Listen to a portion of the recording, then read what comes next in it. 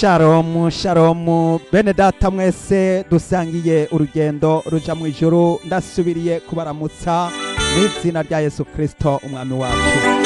Jewe tugiye kuganira nitwa Abel Mbonimpa, ndanezerejwe cyane kuko uyu munsi nongeye kugirirwa ubuntu n'Imana maze ngahabwa amajambo kugira ngo tuganire n'ubwoko bw'Imana.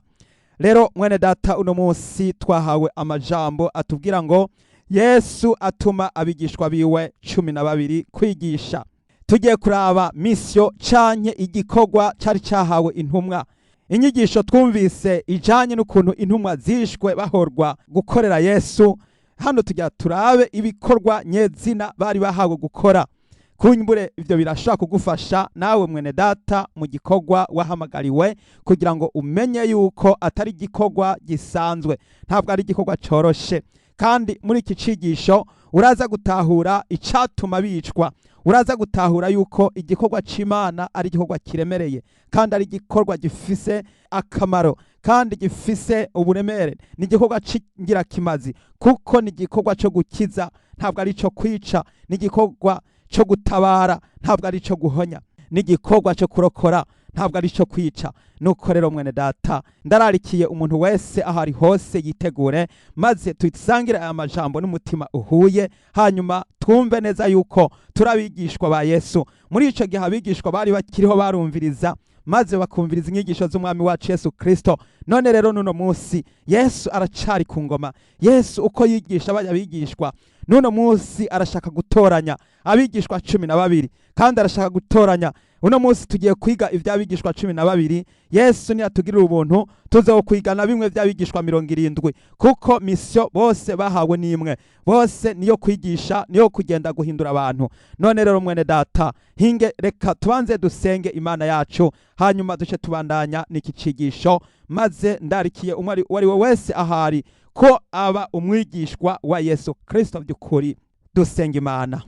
Data wa twese uri mu ijuru, mw'izina rya Yesu Kristo atwitangiye ku musaraba, ndashimye, ndakengurutse, ndataziriye. Uri Imana, uri wera, uragororotse, utugiriye neza. Twongeye kuronka aka kanya kugira ngo twumve ubutumwa bwiza. Mwami urakoze kuduhaye umwanya, nubishimirwa nyakubahwa, izina ryawe rihabwe icubahiro. Ndahamagaye mpwemu yera, ndahamagaye gusobanukirwa, ndahamagaye ubusobanuzi, ndahamagaye mwami Yesu nukwera nukwezwa, ndahamagaye no guca bugufi. Mwami Yesu muri iri jambo ryawe urakoze, ubishimirwe ko ubikoze kandi byose bikabitunganye. Ndavyambaje nshima mw'izina rya Yesu Kristo umwami wacu.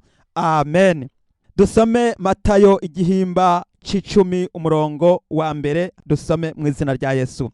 Ahamagara abigishwa biwe 12 abaha ububasha ku mpwemu zihumanye n'ubwo kuzisenda no gukiza indwara zose n'ubumuga bwose. Haleluya.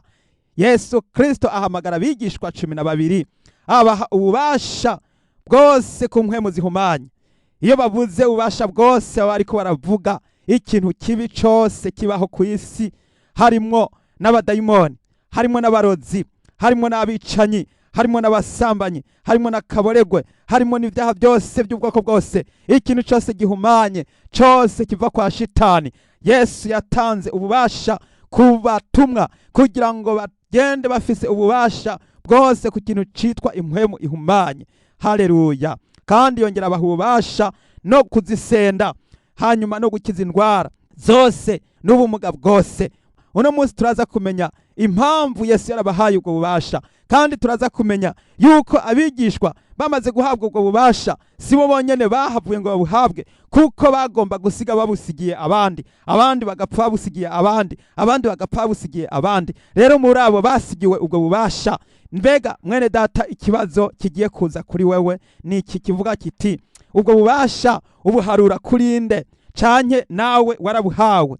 Rero muntu uri muri groupe bamaso uno munsi muri iki cigisho no kugira ngo wari wese atahure kandi amenye yuko ari ntumwa, kandi amenye ko ubwo bubasha yabuhawe canke atarabuhabwa. Nimba utarabuhabwa muri iki cigisho ndagira ngo nkurarikire nkubwira nti ntuze kurangiza izi nyigisho utumvise yuko nawe hari aho wahererejwe muri izo ngabire no muri ubwo bubasha.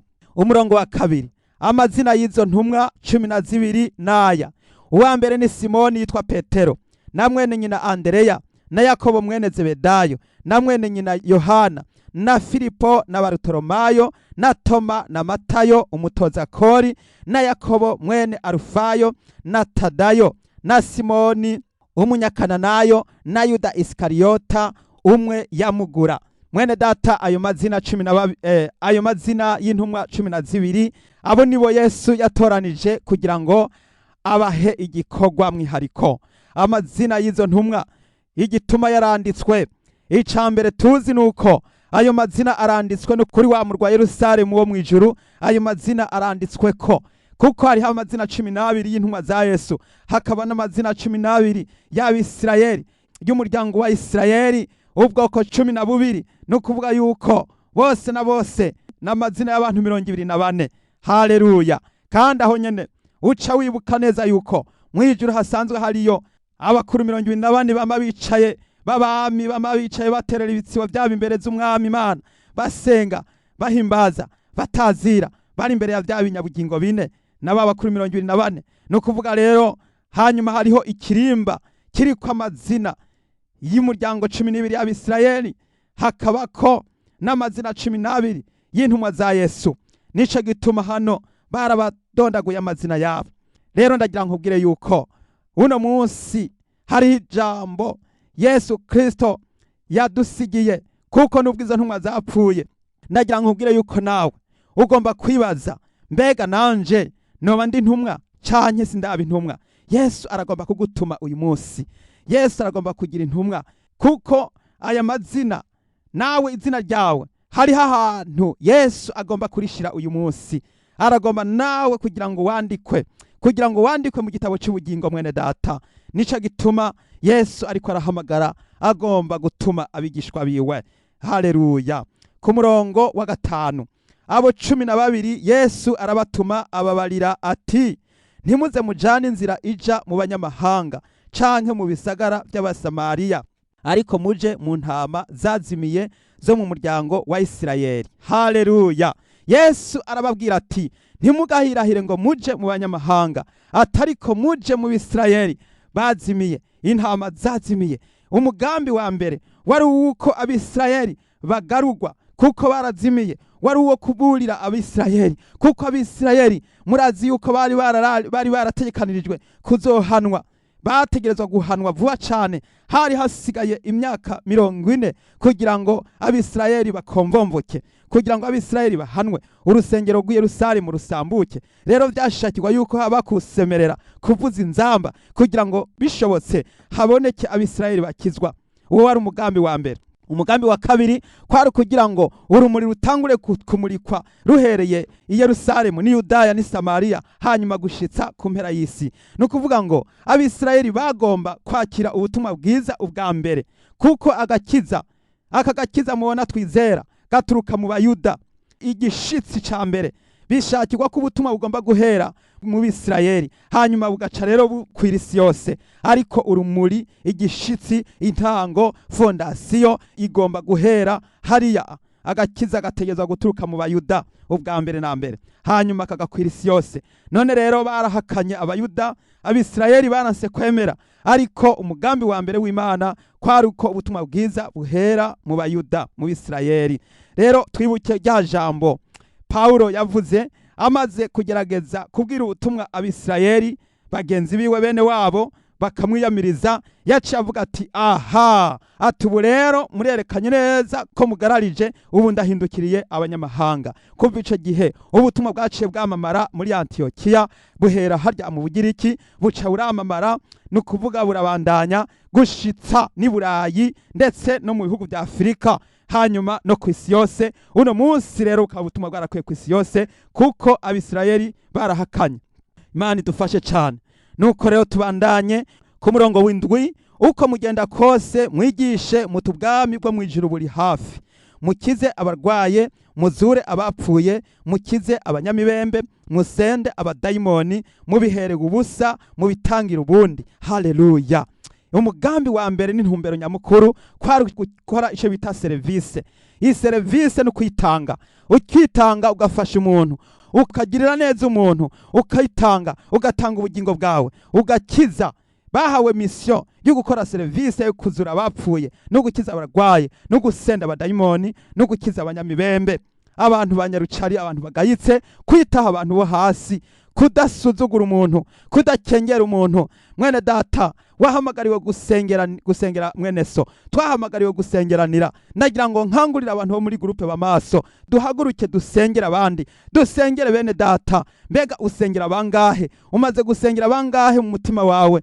Canke ni bande umaze kuzana kugakiza? Ni bande umaze gukiza indwara? Ni bande umaze gusengera? Mwene data, umenye ko twahawe uburenganzira bwo gusenda abadayimoni, twarahawe uburenganzira bwo kuzura abapfuye, bwo gusengera ibimuga mu izina rya Yesu Kristo. Nico gituma birashakirwa ngo tuduze kwizera, tuduze kwizera. Wowe utaraduza kwizera, nahawe kugira ngo wongere kuduza kwizera. Mwene data, umenye yuko nubwo intumwa zitakiriho, ariko mu mwanya wazo ni wewe. Kandi ndagira ndababwire yuko abiki gihe bazobazwa vyinshi kuko bahawe ubutumwa bwiza, ariko bakabunenyako, bakabusuzugura, ntibumvire, maze bagatangura kuvuga ngo ivyo vyari ivy'intumwa, ngo ivyo ni intumwa ngo zari zibijejwe, ngo jewe ko ntari intumwa ngo ivyo ntibindaba. Mwene data, abigishwa ntibari bwaronke igitabo cuzuye kirimwo isezerano risha n'irya kera, ariko bakoreshwa bayobowe n'umwuka wera, bayobowe na mpwemu yera. None no munsi wewe ufise isezerano rya kera, ufise isezerano risha, ufise igitabo c'indirimbo, ufise abavuga butumwa n'abavugishwa birirwa barasemerera, ufise ubutumwa buca hirya no hino, wama urumva ijambo ry'Imana buri munsi. Ubwo se wumva muzokwireguza iki? Tuzokwireguza iki ga bene data? Dukomeze tubandanye, twumve ku murongo w'9. Ntimutekere izahabu canke ifeza canke amahera mu mipfuko yanyu, canke isaho y'impamba, kandi ntimujane amapfundo abiri canke inkweto canke inkoni, kuko umukozi akwiye impembo yiwe. Haleluya! Yesu Kristo arimwe arababwira yuko batagomba gukorera amahera. Yesu Kristo arababwira ngo ntibajane amapfundo abiri. Nukuvuga ngo wewe mukozi w'Imana, wewe mwene data uri kurasengera abandi, uri kuravuga ubutumwa, canke uri muri ministeri, ugaca utangura kwaka abantu ibigira 10, ugaca utangura kwaka abantu amahera, ugaca utangura kwaka abantu imbere yuko usengera umuntu, ukabanza kumutuma ngo genda ubanze ushire kuri konti amahera. Canke abandi ngo kugira ngo umuntu azashinga intahe, kugira ngo atware ubutumwa yuko ashingira intahe yuko yakize, yuko yakorewe ibitangaza, ngo nabanze ngo aca arungika ngo kigira 10 ngo cyo gushimira ngo ujya yavuze ubutumwa.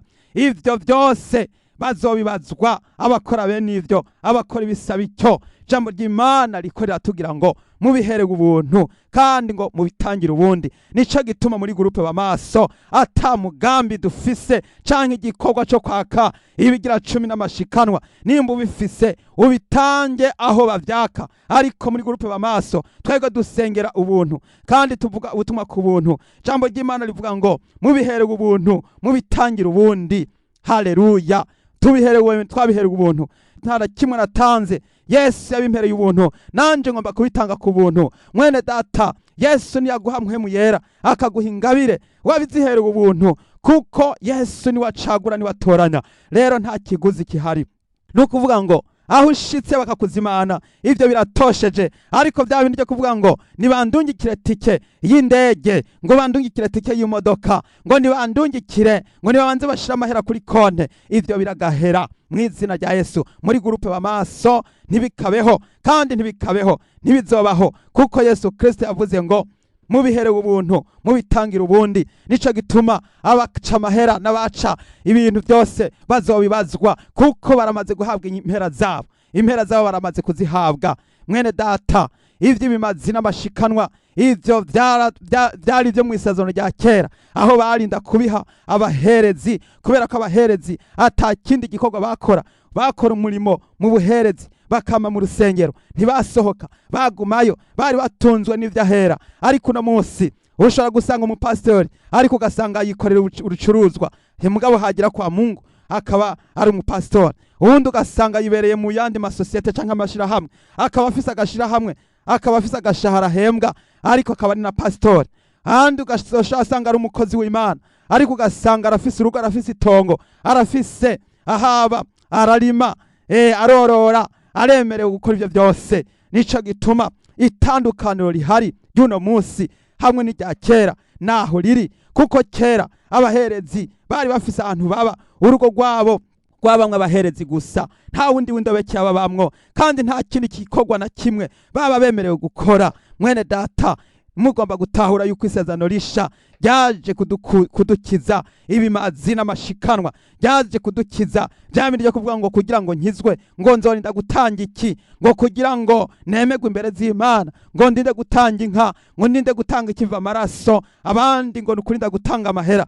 Ubu mbere amahera abandi nibo bayasubirije amaraso. Utanze amahera akwiye atubutse, bica bingana na kumwe kera uwatanga inka nini ari we yaba yemewe, uwatanga ikimazi kiva amaraso ari we yaharigwa. Uno munsi naho byarahindutse, umuntu atanga amahera menshi akarungika bakacisha kuri konti hariya, yamara gushikayo ati uwo rero aremewe. Ariko ibyo byose ababikora bose bazohwana navyo, baramaze kubona impera zabo, kandi ndagira nkubwire yuko bazosanga barataye igihe, bazosanga barataye umwanya, kuko ibyo byose ntaco bimaze, n'ivy'akanya gato, byose ni busa gusa. Yesu Kristo aravuga ngo mubihere ubuntu, mubitangira ubundi. Yesu yadupfiriye ku buntu, Yesu amaraso yiwe niyakweza, nta kindi gishobora kugukiza ibyaha atari amaraso ya Yesu Kristo. Naho wokora, naho wotanga ivyandaro mbi, naho worara urakora n'umutaga, ugomba kwizera Yesu Kristo nk'umwami n'umukiza wawe, hanyuma ico ukora ukamenya yuko ari service. Nimba ari ico ugira ukore ni service, ariko ntabwo ugikora kugira ngo uze ushobore kugira ngo utange ibyawe ngo hanyuma ngo nivyo bizogukiza. Ivyo byari by'abakera. Nuko rero tubandanye, reka dusimbire ngaha ku murongo w'16 kugira ngo turabe iki gice kigira kabiri kivuga ngo amarushwa azoba ku ntumwa. Mwene data, ejo twarumvise yuko twarumvise mu cigisho caciyeho ukuntu abigishwa bose bahereye ku buhomba, nukuvuga ngo bose bagiye bicwa, abandi bagiye bapfa rubi. Ugiye gukurikirana ukuntu bapfuye bigaragara neza yuko bapfuye nabi. Ariko rero Yesu Kristo igihe yabatoranya abahamagara yarababwiye, kandi bari bazi ico bagiye gukora. Mwene data, ndagira nkubwira yuko ugomba gukora icuzi, umenye yuko mu ijuru hazojayo uwihanganye, kandi nimba utahise mu kwihangana nureke abandi bakomeze baramirize. Ndagira nkubwire ngo uje mu vy'Imana uzi neza yuko mu vy'Imana ata mukino, kandi tavyo kuza kwaka amahera, ntavyo kuza kurinda kurondera ivyubahiro. Mu vy'Imana nta vyubahiro. Kunze kubona abantu barinda kugenda mu vy'Imana kugira ngo bagende batwaye amashuri, abandi bagatwara ivyubahiro, abandi bakavuga bati nashikayo hajya nzoba ndi umuntu yubahitse, kandi nzoba ndi nyakubahwa. Ugasanga umuntu iyo bamuhamagaye ngo abe umukozi w'Imana, ugaca usanga acagenda yirata y'amashuri, canke akirata ivyubahiro, canke akirata ko azoca aba mukuru, canke azoca aba nyakubahwa.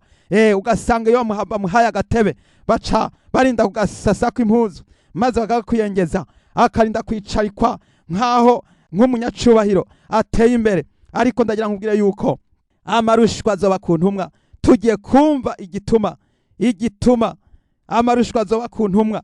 Icatumye intumwa zipfa, icatumye intumwa zicwa, nuko batari bahahamiye ivy'isi, nuko batari bahahamiye ivyubahiro vyo mw'isi, nuko batari bahahamiye amaronko yo mw'isi. Ico bari bahahamiye kandi bari bashamiye bwari ubwami bwo mw'ijuru. Cari gisagara cubatswe mugezi n'umwubatsi waco n'Imana. Nukuvuga ico gisagara baragisasiriye, bakumva yuko ari akavantara n'ingenzi mw'isi, kandi bakipfuza kuzokibamwo. Nanje ndipfuza kuba muri ico gisagara.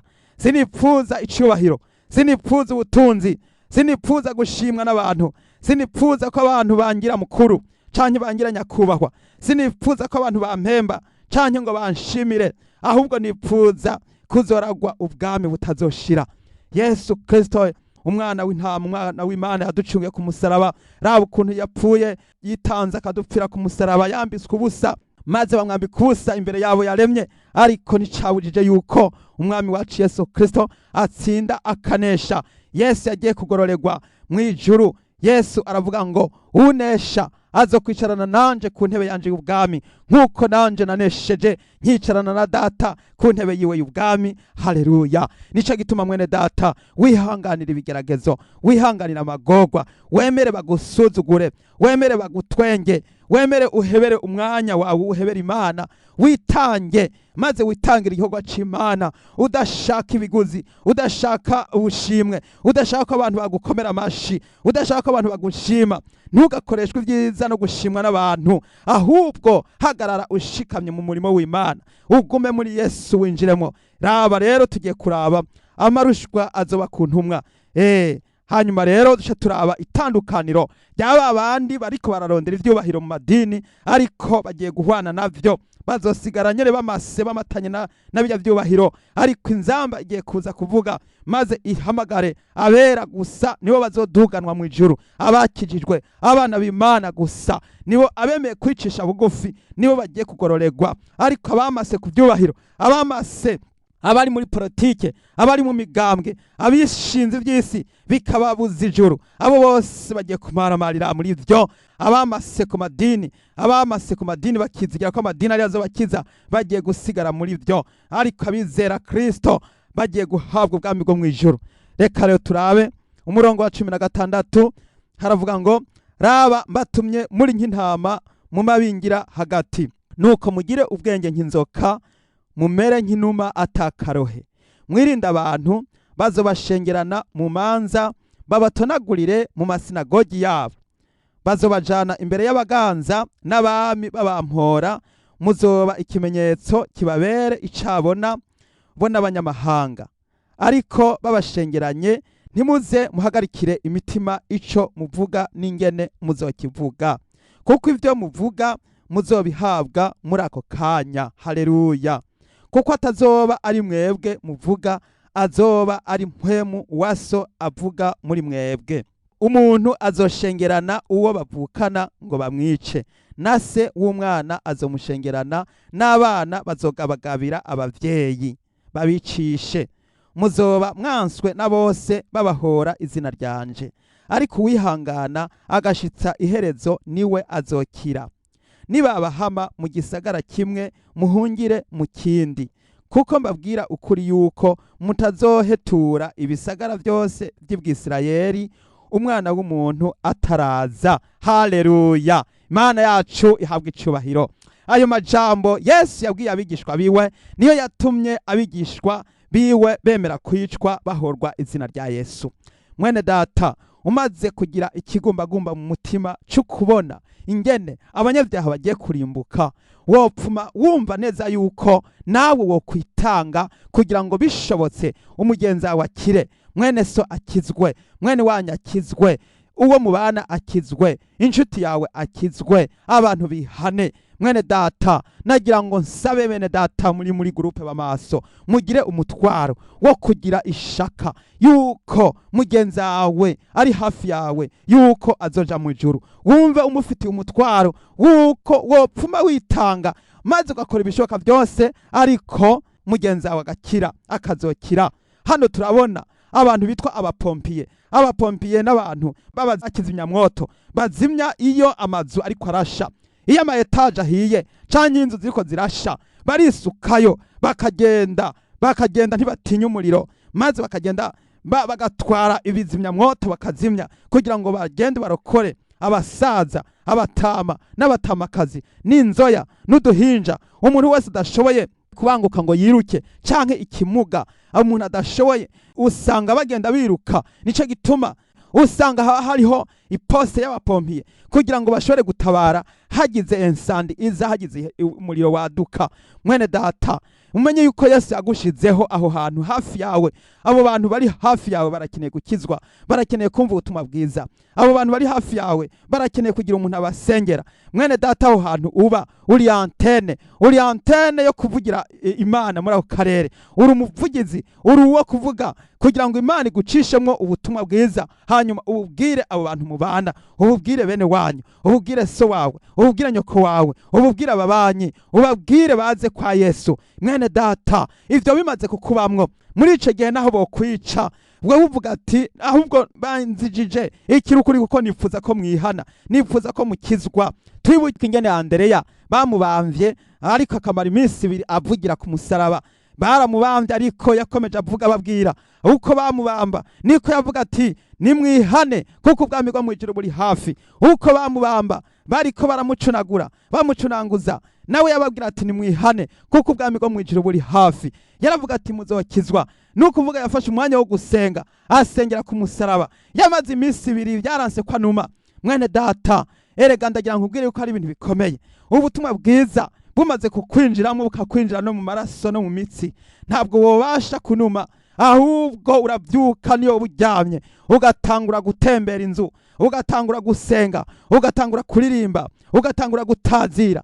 Ndagira nkubwire umuntu yuzuye mpwemu yera niyo ariko aratembera mu ibarabara uza wumva ariko araririmba. Kera abapenekoti bagifise umuriro wa mpwemu yera bagenda bararirimba inzira yose ugasanga bariko bararirimba, ariko no munsi kugira ngo uzoronke umuntu aririmbira muri iryo barabara ntibishoboka, ahubwo agenda afise telefone, agenda ari kuri ntuzenya kuri izo internet, akagenda aracatinga, akagenda yirabira bya bishusho na bya bindi. Uno munsi ama internet yaragisibije kuko abantu benshi aho kuvuganira n'Imana baganira n'ibindi. Barataye igihe kiko kirahitana abantu ho kugira ngo bakizwe bariko barazimanganya ukwizera kwabo. Mwene data, ibi bigiye gutuma n'abantu baraba Kristo bariko barazimagirika bataziyo baja. Nagira ngo nkangurire umuntu wo muri groupe bamaso amenye yuko ugomba gufata inshingano zuko utegerezwa kuba umwigishwa wa Yesu Kristo, maze ukaba maso ukamenya yuko Yesu yagutumye uri nk'intama mu mabingira hagati y'inkazi. Nuko mugira ubwenge mumere nk'inuma atakarohe. Mwene data, haguruka usabeye mpwemu yera aguhe ubushobozi, aguhe gutahura, aguhe gusobanukirwa, maze ugira ubwenge bwo kuvugishwa n'Imana, ugira ubwenge bwo gukoreshwa ibitangaza, ugira ubwenge bwo kwizera. Wizere ko Yesu Kristo akiza. Yesu n'umutabazi, Yesu n'ubuhungiro. Nuko rero Yesu aravuze ngo niba abahama mu gisagara kimwe muhungire mu kindi, kuko mbabwira ukuri yuko mutazohetura ibisagara byose by'Ibwisirayeli umwana w'umuntu ataraza. Ico kibazo, iryo ni jambo rikomeye cyane. Yesu arababwira ngo ndagira ngo mbabwize ukuri ko mutazohetura ibisagara byose by'Ibwisirayeli umwana w'umuntu ataraza.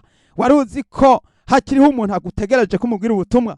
Waruzi ko hariho abantu benshi batonze umurongo bifuza kubabwira ibya Yesu? Nka kumwe Zakayo yari mugufi yipfuje gupfuma yurira igiti kugira ngo aze kuraba Yesu. Hanyuma Yesu aramubona, amaze kumubona acaraza munsi y'igiti cy'umusokomora, araza aramuhamagara ati Zakayo, ururuka vuba, uyu munsi ndipfuza kurari wawe. Mwene data, Yesu Kristo yipfuza kuza kugira ngo aze gutabara abantu benshi bari mu byaha byabo. Rero kugira ngo abatabare acaca muri wewe, birashakirwa yuko aca muri wewe mwigeme, aca muri wewe mukenyezi, aca muri wewe nawe mugabo, kugira ngo nawe wongere kuvuga, uvuge wature, maze ushingire intaha abantu ubabwire ko Yesu akiza. Yesu Kristo n'umwami. Yesu Kristo yarapanze urutonde, yatoranije abigishwa, arabaha ububasha, arabarungika, arababwira ati mugende ntimuhagarike kandi ntimuhagarare kandi ntimukebuke ntimukebaguze, mumenye ko muhawe mission ikomeye. Abo muri groupe bamaso muhawe mission ikomeye, kandi iyo mission muteza ngo ibanga ribangirwa ingata. Ibanga ribangirwa ingata, nimumenye ko ari umutwaro ukomeye, mutegerezwa kuwitwararika kandi mukamenya ko ari amabanga akomeye, kandi aya mabanga mwahawe uwo ari we wese azoyabazwa. Kuko ni nyuma y'urupfu uzobazwa ati za nyigisho wigishwa wakoze iki? Ko baguhaye itaranto aho kugira ngo uje kuyicuruza waciye genda wimba mu kuzimu, ngo nari ndakuzi kuri umuntu w'ingare, ngo kumakuma ngo ibyo utashanjaje, ngo wegeranya ngo ibyo utarimye, ngo ndaheze ngo ndatinya, ngo nja mpitana ya taranto ndagenda ndayihisha mu kuzimu, ngo hengibi byawe. Niko yavuze, ngo yarabwiye umwami, aramubwira ngo abitekurura, yabitekeye mu kiremo mu kuzimu, arabizana ngo akira ibyawe. Mwene data, hari jambo Yesu Kristo yishuye ngo azobwira ujya muntu ati ndagusubiza, ndagucira urubanza kubikwiranye n'amajambo wenyene ubwawe wivugiye. Wa munebwe we, wa muntu wanje mubi, ko waruzi ko nimbura ibyo ntashanjaje, nimbura ibyo ntarimye, negeranye ibyo ntashanjaje, wari gupfuma utwara ayo mahera ugapfuma uyahereza abandi bashobora kuyacuruza kugira ngo bayadandarishe, hanyuma bishobotse jewe nagaruka nkazomenya yuko mu mahera natanze ko harimo inyungu. Mwene data, iryo jambo rirakomeye, rishatse kutubwira neza yuko mu byo Yesu yatanze, mu ngabire Yesu yatanze, Yesu Kristo aragomba ko izo ngabire azosanga zaravyaye. Nuko rero nimushire ko muhagarare, maze mumere magabo, maze mutangure gukoreshwa, kuko umwami wacu yarabarungitse mu murima kugira ngo mukore. Uwo murima yaduhaye nawo suyundi nuko uwo ari we wese akoreshwa n'Imana, maze mumenye ko ari ibikorwa twahawe, ari ibinyene Yesu yadondaguye kugira ngo tumenye yuko twahawe ibikorwa bikomeye. Yaduhaye ububasha ku mpwemu zihumanye, nubwo kuzisenda no gukiza indwara n'uburyo n'ubumuga bwose, no kuvuga ngo gusengera abantu, gukiza abantu, gutabara abantu, gufasha abantu mu buryo bwose. Nico catumye intumwa zemera kwitanga no gupfa zirapfa. Mwene data, ubwo wewe uriteguye kwemera gupfa uhorwa izina rya Yesu? Ko abantu benshi bitwa abakristo ku munwa gusa, ubwo witeguye kwemera gupfira Yesu ga mwene data? Uremeye gutanga ubugingo bwawe ku bwa mwene so? Mwene data, ngo urukundo, ngo nta rukundo ruhari ruruta ubwo umukunzi yigura umukunzi wiwe, umuntu yigura umukunzi wiwe. Yesu yaratwiguze, rero hasigaye natwe ko tuja kuri service. Icatumye Yesu yitanga kwari kugira ngo atwereke natwe tugende dukore, maze dufasha abandi. Gufasha abandi no kubasengera no kwitanga mu gihugu c'Imana. Mwene data, witange maze ukorere Yesu utaravya amahera. Naho woba umukene, ukaba mu bibazo bikomeye, ntibikubuze kuvugira Yesu, ntibikubuze kwizera. Hariho abantu baca batangura kwidoga, bakidogera Imana, bagatangura kuvuga Imana yarabahevye. Mwene data, witegure kuvugira Yesu no mu kuzimu, witegure kuvugira Yesu no mu isandugu, witegure kuvugira Yesu aho bagupfundikiriye ahantu mu mwiza. Umenye ko naho nyene ugezeyo uzoshingira intahe Yesu Kristo, mu bukene, mu vyago, mu marira, mu marushwa, mu makuba, nkuko Shadraka na Meshaki na Abedunego bashinze intahe bagashingira intahe no mu muriro hagati, maze bagatabarirwa mu muriro hagati. Bakomeje bahimbaza Imana mu muriro, nkuko Daniyeli yakomeje ahimbariza Imana hagati mu ntare. Ntizamuriye kuko yariko arashima Imana, kuko Yesu intare wo mu muryango wa Yuda yari yahageze, maze aratabara.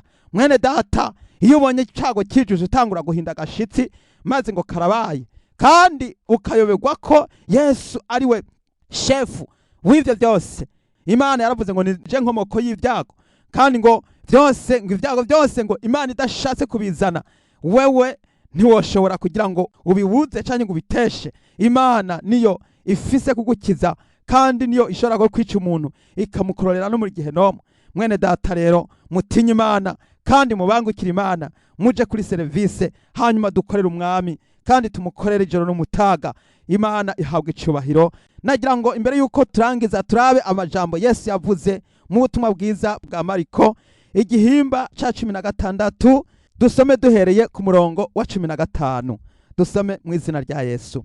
Arababarira ati, mugende muje mu bihugu byose, mubwire abaremwe bose ubutumwa bwiza. Uwizera akabatizwa azokizwa, ariko utizera azotsindwa n'urubanza. Kandi ibimenyetso bizokwama biboneka kubizera nibi: bazosenda abadayimoni mu izina ryanje, bazovuga indimi nsha, bazofata inzoka, nibanywa ikintu cica ntaco kizobagira na gatoya, bazorambika ibiganza ku barwaye bakire. Haleluya. Mwene data, usengeye umuntu umenye yuko uzomuhaye ikintu gikomeye. Usengeye umuntu umenye yuko ubwiye ubutumwa umuntu uzomukijije urupfu, uzomukijije umuriro, kandi Imana izogushimira. Korera Yesu mwene data, muze duhaguruke maze dukoreshwe ibitangaza, kuko Imana yaramaze kudutuma. Mwene data, Yesu yaradutumye ngo kandi ibimenyetso bizokama biboneka kubizera nibi: bazosenda abadayimoni mu izina ryanje. Abadayimoni basendwa mu izina rya Yesu. Haleluya. Impwemu mbi zisendwa mu izina rya Yesu. Bazovuga indimi nsha, abantu batangure kuzuzwa mpwemu yera, abantu batangure gukoreshwa ibitangaza mu izina rya Yesu Kristo.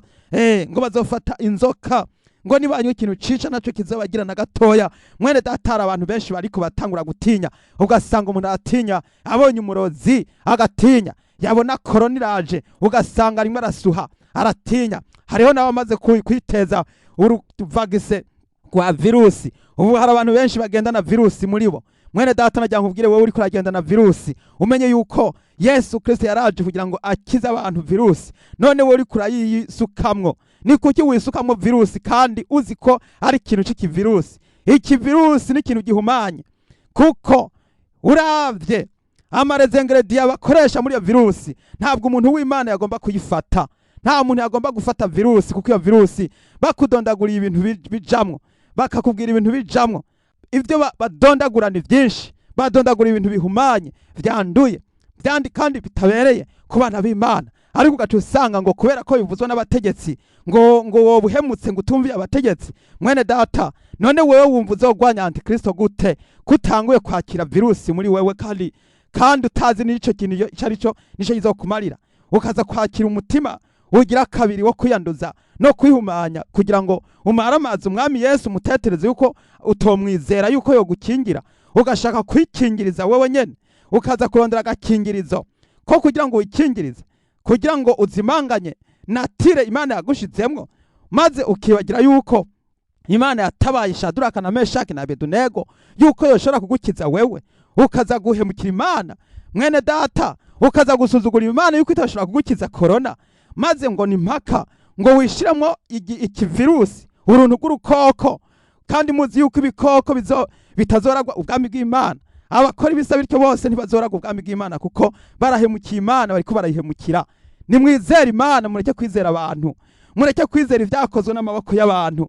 Abantu bagiye kubona ibara, abantu bagiye kurimbuka, kuko banse kwizera Imana, bakizera ubupfu bwabo, bakizera ibikorwa vy'amaboko yabo. Nimuze duhaguruke twizere Imana bene data, tuve mu rungabangabo, tuve mu rujijo, tujijuke twizere Yesu Kristo. Uzosengera umuntu gute? Uzomurambika ko biganza gute uri mu kivirusi? Uzoshobora gusenda abadayimoni gute uri mu kivirusi muri wewe? Uzoshobora gukiza indwara gute kandi hariho uruntu rw'urugwara rw'uruvirusi ruri muri wewe? Mwene data, nimujijuke, kuko izindi ncanco zose zakabayeho nta rukoko rungana nk'uko rwakabayeho ruri mu bantu. Ariko uno munsi bahitanye uruvirusi rwitwa corona, baba ariko basuka mu bantu. Iki rero kiratembera kuko gira komunika, kandi gifise iburyo kizobandanya gikorera mu bantu. Mwene data, ni mube maso, mujijuke, muze twizere Yesu. Ibindi byose tubivemwo, nivyo kuduhesha, nivyo kudutesha umwanya, biriko birabuza abantu kuzoja mu ijuru.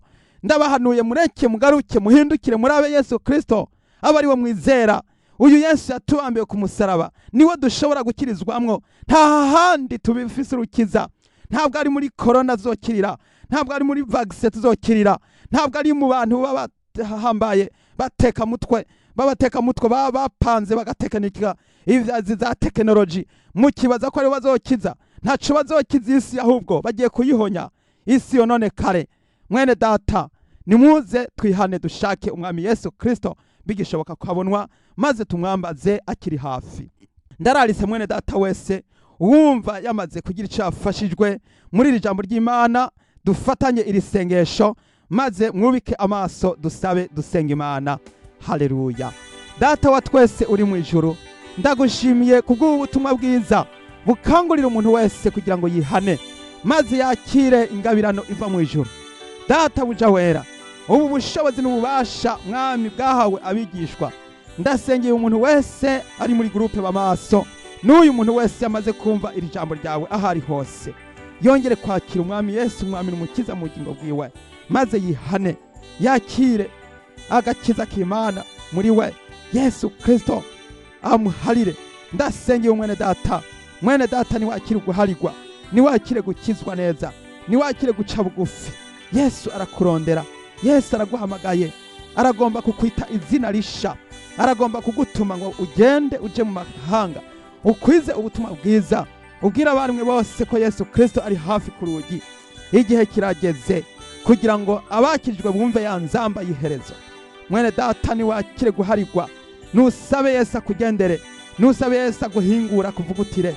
Mwami wanje Yesu, ndasengeye aba bene data, ndasengeye umwene data ariko arihana, ariko araca bugufi, ariko arihana, ndamushize mu biganza byawe, umwakire mwami, maze amaraso yawe muboneke ko yongere kwakira agakiza k'Imana mu bugingo bwiwe. Yesu urakoze kumuhariye, urakoze kumwanditse mu gitabo cyawe cy'ubugingo. Nuhabwe icubahiro Mana yacu. Data urakoze, ndabigushimiye kubikoze. Ndagushimiye abantu bahariwe n'abantu babariwe ibyaha byabo. Ndagushimiye abantu bahawe ingabire za mpwemu yera, bahawe impano ziva mu ijuru. Yesu ubagirire neza kandi ubahezagire. Izina ryawe rishimagizwe rishigwe hejuru mu izina rya Yesu Kristo umwami wacu, amen. Mwene data wifuza gushingira intahe Yesu Kristo, uhawe kaze.